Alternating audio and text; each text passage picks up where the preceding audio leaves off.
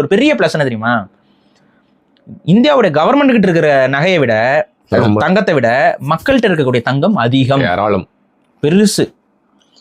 இன்னொரு மைனஸ் என்ன தெரியுமா, இந்த தங்கம் பொதுவான தங்கம் தானே, உலகத்துல தங்கத்தோட ரிசர்வ் வந்து குறைஞ்சிக்கிட்டே தான் போயிட்டு இருக்கு, தங்கத்தோட வேல்யூ இன்க்ரீஸ் ஆகிட்டே இருக்கு. அப்ப இந்தியால மக்கள் கையில இவ்வளவு தங்கம் இருக்கும்போது இந்தியாவுடைய வேல்யூ, அந்த தங்கத்தோட வேல்யூ உலக அளவுல பார்க்கும்போது ஒரு பெரிய ரைஸ் ஆயிட்டு இருக்கு. ஆனா இது வந்து சில அயோக்கியர்கள் கண்ணை உறுத்த செய்யுமா, உறுத்த செய்யாது, ஏத்துக்க முடியாது. இப்ப அவங்க என்ன பிளான் பண்ணுவாங்கன்னா, இந்தியாவுக்குள்ள இருக்கிற மக்களோட தங்கத்தை எப்படியாவது புடுங்கணுங்கிற முயற்சியும் ரொம்ப வருஷமா திட்டம் போடப்பட்டு இருக்கு. நான் சொல்றதுல ரொம்ப வருஷங்கிறது சாதாரண வருஷம்லாம் இல்ல, சில 30-40 வருஷங்களா இந்த திட்டங்கள் இருக்கு. யாரு எந்த குரூப் வந்து உலகத்தை கட்டுப்படுத்திட்டு இந்த இலுமினாட்டி கும்பல், டீப் ஸ்டேட் கும்பல் தான் இந்தியர்களோட தங்கத்தை அவனுக்கு கண்ணு உறுத்திக்கிட்டே இருக்கு. எப்படியாவது இந்தியர்கள் தங்கத்தை வந்து புடுங்கிடணும், அவங்க கிட்ட இருந்து இந்த மக்கள்கிட்ட இருந்து தங்கத்தை வெளியில எடுக்கணுங்கிற ஒரு மைண்ட் செட் இருக்கு.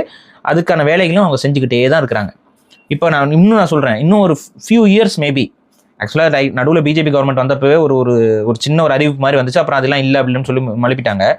ஒரு குறிப்பிட்ட அளவுக்கு மேலே தங்கத்தை நீங்கள் வீட்டில் வச்சுக்க கூடாதுன்னு சொல்லி ஒரு ரூல் வரும்.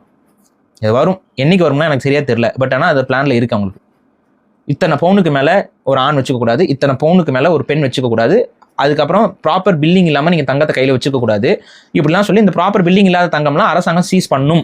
என்னைக்குன்னு தெரியாது. இது நடக்குது அப்படின்னா தெளிவாக புரிந்து கொள்ளுங்கள், இந்தியா அடிமையாகிவிட்டது என்று.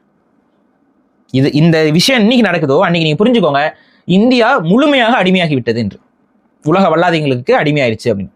ஆனா என்னைக்கு நடக்கும்னு என்னால கரெக்டா பின் பாயிண்ட் பண்ண சொல்ல முடியாது. பட் கெட்டிங் நியர், பக்கத்துல வந்துட்டு இருக்கோம். மேபி இன்னும் ஒரு 5 வருஷம் இல்ல ஒரு இன்னும் 4 வருஷம் அந்த காலகட்டத்தில் இது நடக்கலாம்.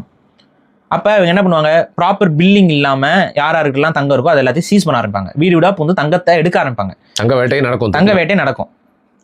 இது நடக்கல அப்படின்னா இன்னொன்னு நடக்கும், பெரிய அளவு போர் வந்து இந்தியாவை தாக்கும். உலக நாடுகள் நம்ம கிட்ட இருக்க தங்கத்தை புடுங்கிறதுக்கு டைரக்டா உள்ள இறங்குவான்.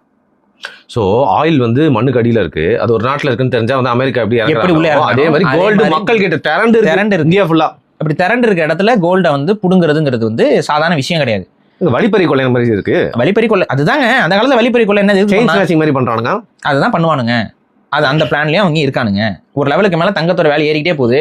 அது இந்தியாவுக்குள்ளேயும் வாங்குறதும் அதிகமாயிட்டே தான் இருக்கு. இந்தியர்கள் வாங்கிட்டே இருக்காங்க, ஆபரணத்துக்கு வாங்கிட்டே இருக்காங்க. இது ஒரு பீக்கை தொடும் பொழுது இந்தியா வந்து ஒரு உலக நாடுகளை விட ஓப்பனா சொன்னா நம்ம நாட்டுல மக்கள்கிட்ட இருக்க தங்கம் இன்னைக்கே உலக நாடுகள்ல மத்த மக்களோட கம்பேர் பண்ணி பாத்தீங்கன்னா பக்கத்திலேயே நெருங்க முடியாது. இல்ல பாரி தோண்டி நீங்க போயிட்டு சொரங்கத்தெல்லாம் எடுக்கிறதுக்கு மேல வந்து அல்வா மாதிரி எல்லாகிட்டே இருக்குது. ஆமா, அப்ப இப்ப இந்த தங்கத்தை வந்து இந்த தங்கம் உள்ள அப்படியே ஒரு மாதிரி ஒரு ரிசர்வ் இன்சூரன்ஸ் இது மாதிரி நிக்குது உள்ள. இப்ப இதை வந்து வணிகத்துக்குள்ள இந்தியானால கொண்டு வர முடியல.